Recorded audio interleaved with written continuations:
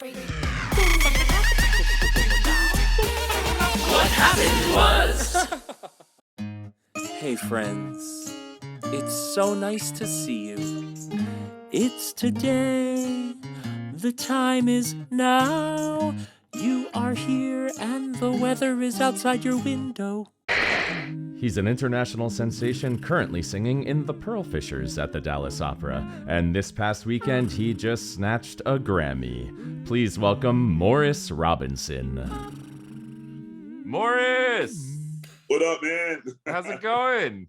I'm good, sir. How are you doing, man? I'm good. It's nice to chat with a fellow Grammy winner. You know, I know, man. I see your little bling in the background, bro. So you got Hey. a display right there. I can't wait to get mine.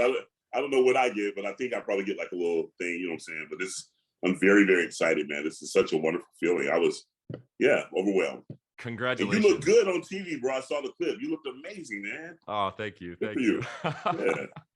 Well, I wish you were there so we could celebrate together in person, but it was an Yeah. amazing weekend, and I was so just elated that you and your project won the Mahler. Yeah. And you said it. You said you were going to win a Grammy for that. So I told people it's really weird, and I don't want to be like this Nostradamus type person, but I said it before I said it. Like when Liesl, my manager, Caroline, called me and said, "Hey, Maestro Duda wants you to do X, Y, and Z." I was like, "We're going to win a Grammy with this." I just knew it because it's such a big piece. He's such a big personality. He had a great cast. The LA Phil is rightly positioned. They're a great orchestra, and I knew that if we delivered goods, it was going to be hard to top that. So very excited. They got nominated for 2. We won 1, and I'm very happy, man. Yeah, everything came full circle. So and congratulations to you guys, man. That Akhenaten is amazing, man. Good for Thank you. you. Yeah. I mean, I was just so proud to be nominated with all of those badasses from the opera and classical vocal industry. It was like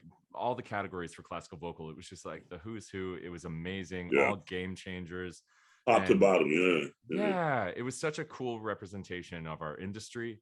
Yeah. And it was just like super cool to be in that company. And when we had the first rehearsal for this Mahler, I remember taking my camera to rehearsal before we sang a note, and I was like, I forgot this person was here, and I forgot you were here. I was like, oh my God, it was like an all-star cast there. But then, like you said, when you look at the list of nominees and the winners we had, it was like all the who's who were there, man. So it's really cool just to kind of be like, it's a moment of, and I don't like to do this, but personal pride to say that I'm amongst you guys, so I feel blessed to be there.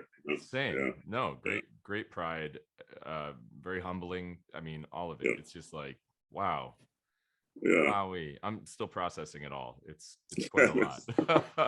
Well, the thing I love about this, and I try to get my kid to understand, it's just about teamwork, really. Yeah. We love to say that we're, Grammy winning artists now, but at the end of the day, it was a team effort, just like the opera game as a whole. And I talk about that. Even in Dallas, one of the things I said years ago was that, in order for a production to go on stage and go well, it takes a whole team of people. Yes. It takes the makeup and the oboe and the first violin and the bass and the soprano and the mezzo and your dressers and everyone, all the stage crew. Everyone has to do their job for this project to go well. And that's how I feel about each of our projects. It took everyone to participate and be on their A game at that moment, and it got captured and remembered, and we're being rewarded for it. So that's kind of the beauty of the whole thing, Yeah, it's literally thousands of people that touch each project. I mean, if you think about it, from when you get the offer, you're already dealing with an agent, and behind that is someone who's drafting a contract. It's just an avalanche of people. Yeah, it's amazing. And then day of, it's makeup, it's hair, it's wardrobe, it's people, and you got to be in good voice that day. Like it's that's on you. That's on you. Right. We have one job, but it's wake up. Eat the right things, take your medicine, don't have reflux that day. Pray the it's true. It sounds like we have the same problems. I have reflux and allergies as well. It's just like,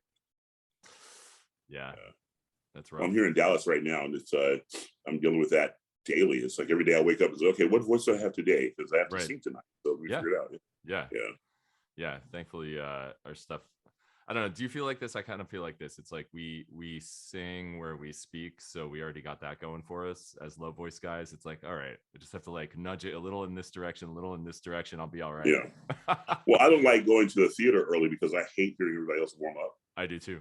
Yeah. Because it makes me nervous when I don't warm up. It's like maybe I should be doing more because these guys are singing their heads off, and I'm like, playing on my phone. Because Yeah, but you've been if warming I've up been all day talking, because you've been speaking. Yeah, yeah, if I'm talking all day, I'm good. yeah, yeah. I may check out a high note or two because Yep. you might need those every now and then. But most of the time, I'm just kind of speaking here. So yeah, Right, right. yeah. Yeah, yeah. See, people think we're lazy. It's not that. We did it all day. The international base warm up. Ah, okay, Yeah, I'm ready. there you go. Oh man. Well, I mean, this is a huge question, but like when you look back on your life, what are like the key moments that got you here? And was this an expected journey for you? You mean the arrival of the award, or in Well, I mean general? that's part of it, but I mean you're Morris Robinson. You're like a huge Yeah. international global opera sensation. You know what I mean? Like what would There's like no the way that's possible, but okay. listen, no, that's true. Yeah. But like your child self, you go back in time and you're like, hey, this is what's gonna happen to you. What is that reaction from that kid? This would have been nowhere on the list. Yeah. Not at all. I was either going to be a doctor, a lawyer. I thought about being a pilot at one point. When you're a little guy, it's like pilot, fireman, all the cool stuff. But in reality, I was in college majoring in biology. I was going to go to med school and be a doctor. Then I changed to pre-law, so I was going to be a lawyer. I mean, this opera singing thing, it was kind of, like I said, I went to high school performing arts. So I ended up joining the chorus because I had to quit the band in order to play football. But Wow. in order to stay at the school, I had to be in performing arts. So I'll go over and sing, Wow. And I was pretty good at it. Apparently, they thought I was because I got all the solos for the Mozart Requiem my junior year, Haydn's Creation my senior year. And it was kind of a cool thing, but I wasn't going to do anything with it later on. It was just kind of a cool bar trick at one point for my football teammates in college. Like, yo, do that again, bro. So I would sing, and then I would sing at their weddings. I'd sing the Lord's Prayer. I'd sing the national anthem at games. The reality of it turning into something tangible was never really a thought of mine. Wow. And at the age of 30, it kind of, I think everyone knows the story, but I auditioned for the New England Conservatory. They had a weekend program. I sang the national anthem for them because I didn't know any repertoire. They said, you should join the opera studio. So I did that. And then Sharon Daniels heard me, and it just took off. And she offered me a full scholarship to come study with her. She says, everyone in my program has their master's degree, but they don't have your voice. Wow. And voices like yours don't walk in off the street. And I think you have what it takes. So I learned 5 arias with a private teacher. They taught me by rote, by note. I went and auditioned for her. She gave me a full ride. I quit my job, and Stephen Lord heard me, gave me The King and Aida within a couple of weeks. And before you know it, it was bam. So now I've never really looked back. And I think one part of it is, as much as I tell my story and, collect these accolades with professionals like yourself, I don't take time to go back and think about the journey and what's been accomplished. I stay focused on what the next task is, because that is what keeps me in the game. That's what keeps me going forward. At some point in time, I'm probably going to pull out a cigar and sit back and go, wow. Yeah. But I don't have time for that right now, because when you do that, and this is the old sports adage, when you start reading your own press clippings, that's when you screw up. Wow. So I don't have time to do that right now. I got a kid going to college next year. I got to sing and work, and I have artistic goals, and I have real tangible goals too. And my next big goal is to get him through college. So that's important. So I got to stay focused. Awesome. That's Yeah. awesome. Oh, that is such a great lesson in staying present, because it's like when you're on stage, you can't like think back on what you just did and what you might have sounded like, or you're gonna mess it up. You got to keep going. And you can't think about that high F sharp at the end either. No, you sure Be can. right here. Notice I said Yup. F sharp. That's that for us. It's like Yup. the point break, So Yep. Exactly. Yeah. Yeah, because you're not going to sing your best if you're thinking about that high note at the end. yeah. You just got to trust it's going to be there. Got to trust it's going to be there. Enjoy the ride. Well, Aw. you've done it 100 times in the practice room, in the bathroom, in the shower. Yeah. At the end of the day, and I was talking to someone last night, one of the young cats in the cast, I can't remember who it was. They were really nervous and allergies were bothering them. And I said, you know what? They were like, you never seem nervous. Well, that's not true. I'm always nervous, especially openings. But I said, you have to remember the audience really kind of wants you to sound good. So you're halfway there already. Right. You just got to go out and engage and do the best you can, because they're gonna receive what you give them, and they're gonna be happy with that. So don't overthink it. Just go out and do your thing. And it's easier said than done at this point in my career, because I'm a overthinker too. But as I become the wise old veteran now, I think that I can impart this type of knowledge on kids, and I'm teaching myself also. So Sure. Yeah. Yeah.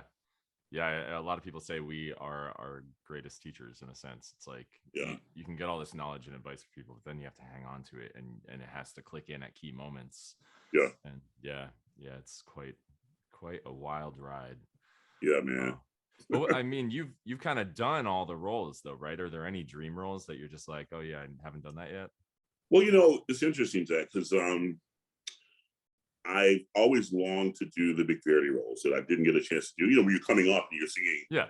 Notorious, Spotted for Chile, and stuff like that, you're not really getting into, the main stride of the big Verdi stuff. And I've done Inquisitor, but I've always wanted to sing King from Filippo. And I got my first Filippo, which got canceled because of the pandemic. No. And I had Zaccaria in Nabucco, which is like my favorite Italian role. It's like, that is like the crown prince of bass roles in Italian repertoire.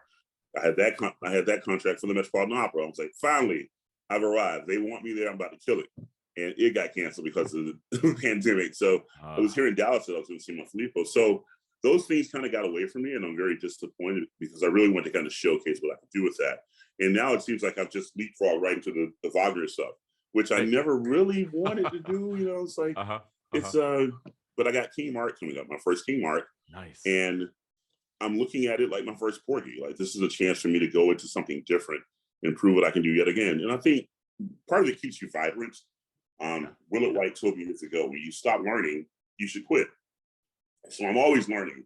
Right. And this King Mark thing it kind of ebbs and flows between these chromatic things that I'm not familiar with Wagner's writing that much in this regard. I've done Faselt, and I just did Tannhäuser. But this is different. This is like a long soliloquy, monologue, lamentation of, so it's very emotional, and it kind of does this type of thing. So I just find myself listening to it every day to kind of get it in my ear. But if I'm going to skip over and jump into this is a good starting point. It's like Secret Swim. So yeah, that's all right. That's all right. You want to come along? There's room for you here too, brother. Yeah, sure. Yeah, I've done Fafner a couple times. He's fun. I would love to sing that. Fafner. But yeah. I'll be on the other side doing all the high stuff. Yes, thank you. Oh man. Well, I mean, it's been I've looked up to you for a long time, and I met you backstage at the Met, and you were so incredibly gracious to me and welcoming, and I can't tell you what that meant in that moment, because it was it was before I went on and did my show, and you know how that is, walking into a new place and you're just like, I hope I fit in here. I hope they it's tough. And I really appreciate you. So well, I appreciate you saying that. I don't quite remember when that was, but I tried, especially when it's a bass, and I know they're younger than me. They kind of, when you walk in the room, they kind of either they freak out or they're really happy to meet you, or all the above. I was when I met Cats, but I try to make everyone understand that we're all in this together. Yeah, I'm here to support. Bass is always cool. Like, no one ever feels threatened by the other bass. No. I always tell people they're like 10 basses in the world, and 5 of us are good, but all of us have more tough work. So that's amazing. I mean, so the old cats were always cool to me at the Met, man. I'm talking about Tim Courtney and Renee Papa and Kurt Mull and Monty Salmon and all those cats. They were just, Robert Lloyd, Eric Halverson. They were really, really cool with me. And I'm here to do the same thing. We're all here to make music, and we're not out in the war. We're not in the football field competing. We're making art. We're making music. Same team. Yeah. We're on the same team. And I mean, it's a matter of who's going to start and who's not going to start in this fit. But if I'm starting here, well, then I'm not going to be starting there. You'll start there, and vice versa. So it's not.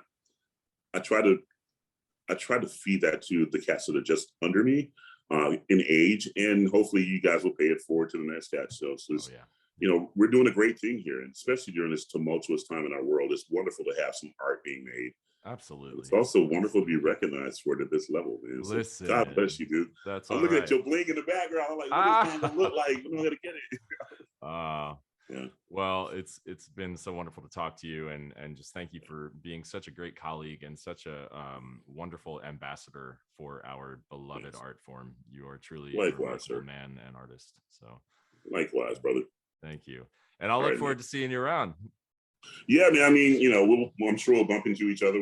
We will. Probably won't be in the same cast, which is okay. That means we're both working. So yeah, but God bless you, man. And thank you for the opportunity to speak with you. Oh, Morris, thank you. And congratulations on your Grammy.